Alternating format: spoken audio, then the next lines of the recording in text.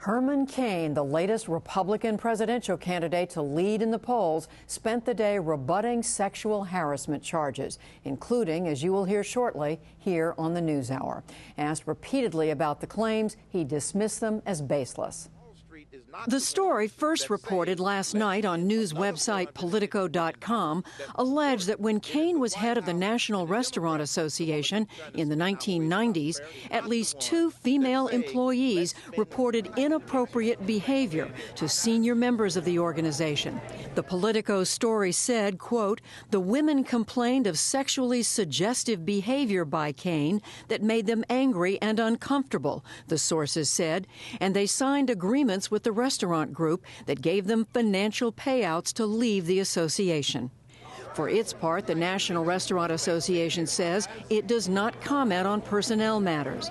Today, Cain denied the reports for the first time in an appearance on Fox News Channel. I have never sexually harassed anyone, and absolutely, these are false accusations.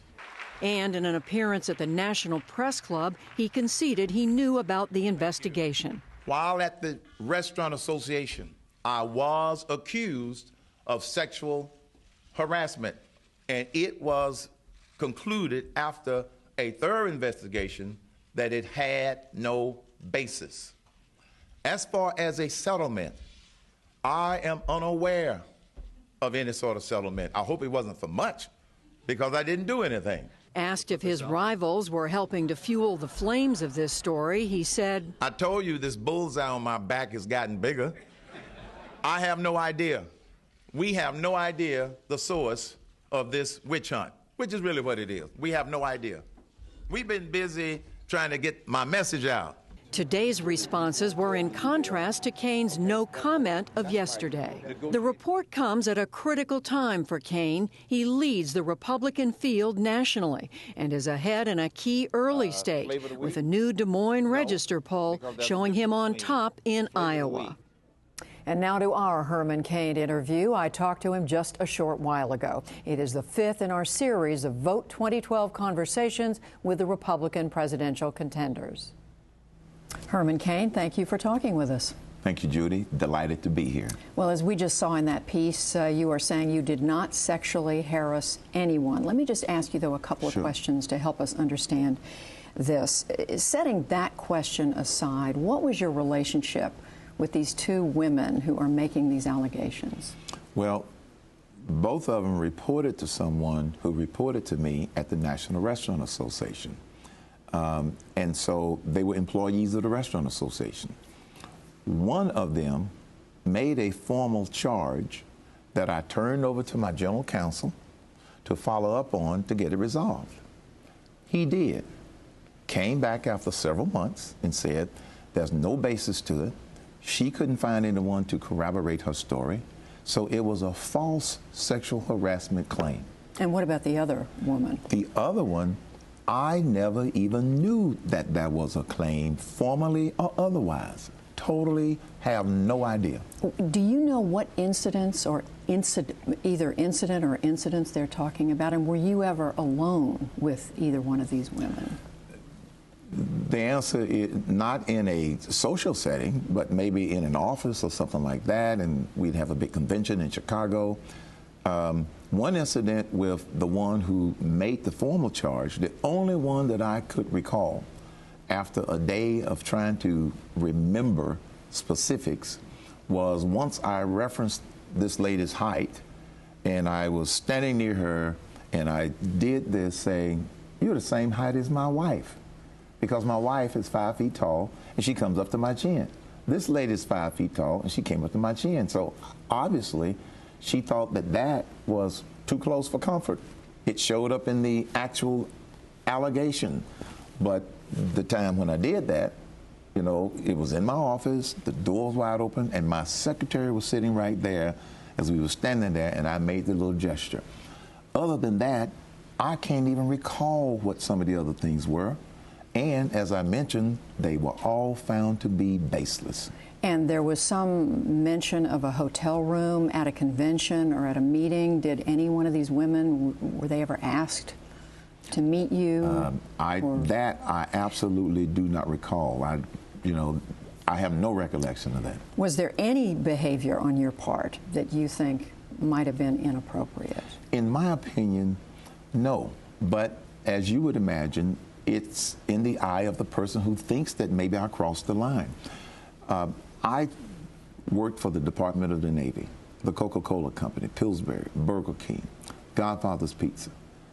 Years and years and years of working in the business environment, working around men, women, all types of people, never accused of any sort of sexual harassment. I have never sexual harassed anyone. And so this false allegation to now come up is kind of baffling. So have there ever been any other charges leveled against you of this nature that you're aware of? No, none ever that I am aware of. And in terms of the settlement which was reached by the Restaurant Association, you as the CEO were not aware of that, or you were aware of that? I was not. I was aware that an agreement was reached. The word settlement versus the word agreement, I'm not sure what they called it. I know that there was some sort of agreement, but because it ended up being minimal, they didn't have to bring it to me. My general counsel and the head of human resources had the authority to resolve this thing. So it wasn't one of those things where it got above a certain authority level and I had to sign it. If I did, and I don't think I did, I don't even remember signing it because it was minimal in terms of what the agreement was. And we were told 5 figures, but let's move on, because there are plenty of issues to talk about. And first, the economy. A lot of attention to your 999 tax plan. But let me ask you about the budget, about government spending. You have said that in your first year as president, you'd like to see the budget balanced. Rick Perry has said he's got a plan that would do it, in 8 years. Paul Ryan would do it in 30 years. It takes a mammoth cut of $1.6 trillion to get that budget in balance the first year. So my question is, what would you cut out of the biggest programs, Medicare, Social Security, Defense? Well, we got to make sure we're talking apples and apples here. What I'm referring to is in my first year, in the first full fiscal year of my presidency, because remember, when you're sworn in, you inherit a fiscal year. The first full fiscal year, my objective is to have a fiscal year balanced budget. Here's how. First, grow this economy robustly. It is projected that for this year, 2011, that our GDP annualized will probably grow right around 1.6%. My 999 plan, based upon a static analysis and a dynamic analysis, says that this economy will be growing at around 5%. So we're going to have more revenue coming in because we're going to have more people working and more people paying taxes. So you've got to get both of them going at the same time. But you still would have to cut. Let me get to the cuts. Yes. I plan to do an across-the-board 10% cut of all of the federal agencies. I just feel intuitively that it's there. And then ask my cabinet including heads. Social Security and Medicare. No, not including Social Security and Medicare. That's a separate problem that we've got to come back and restructure. I have ideas on that, but I'm talking about the basic expenditures that runs these agencies, not the program. That's a separate problem that I plan to attack. And I'm saying the agency head is going to have to do a deep dive to help find additional monies in order to be able to do that. So that's the approach that we're going to use. So across the board, and you think you could come up with enough money without going after the entitlements? Exactly. And the reason is growing the economy so the projection on revenues is going to be much higher. It's going to be tough, but I'm saying that that's the objective that we've set out there. 2 international questions. First, the Middle East, Syria, where the President Bashar Assad has been authorizing the murder of dissenters in that country. As president, would you be prepared to send American forces, either air power or ground troops if necessary, to put a stop to that? No, and here's why, Judy. It is sad that this brutal dictator is killing his own people in order to stay in power. They have never been our friends to begin with.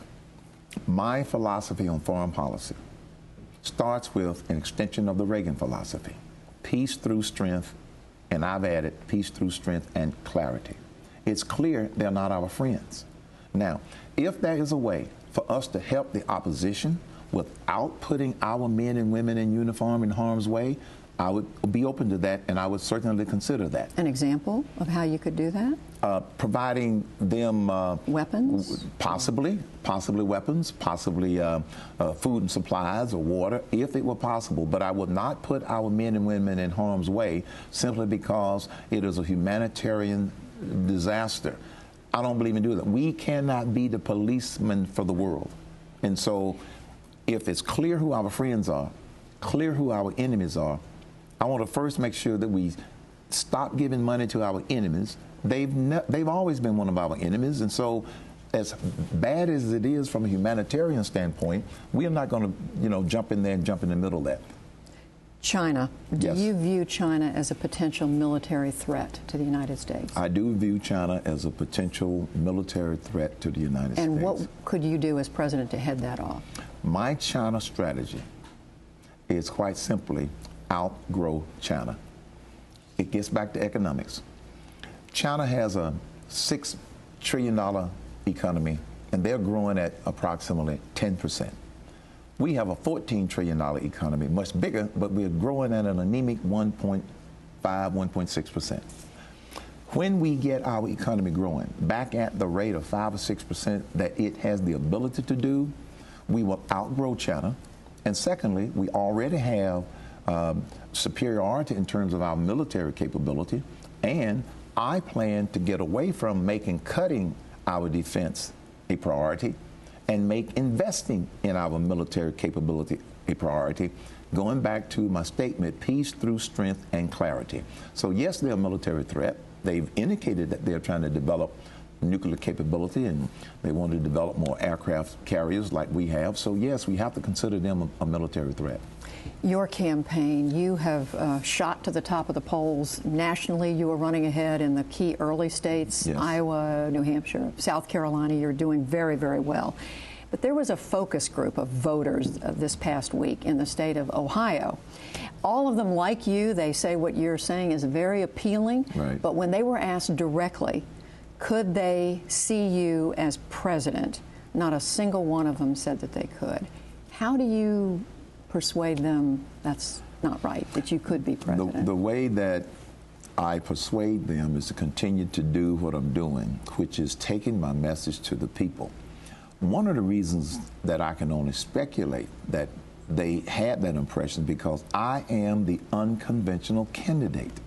I'm running an unconventional campaign, and we're winning. We're moving up in the polls. So some people are still having to get used to the fact that a businessman who solves problems can, in fact, be president of the United States of America.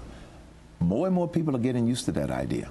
A lot of the states where I have spent a lot of time, they're getting used to that idea. So I believe that people will eventually get past that fact because I've been continuing to promote the fact that I am unconventional. I'm the businessman, not the politician. Any doubt in your mind you'll win the nomination, the Republican nomination? Today, no. It's not arrogance, Judy. It's called confidence. I had someone ask me one time, are you arrogant enough to be president? No, confidence. Everything that I've done in my career, I had to go into it with a lot of confidence in order to succeed. And more importantly, surrounding myself with good people. That's always been one of my mantras. Surround myself with good people, lay out some guiding principles, and then solve the problems that need to be solved. Herman Cain, we thank you very much for talking with us. It's a pleasure, Judy. Thank you.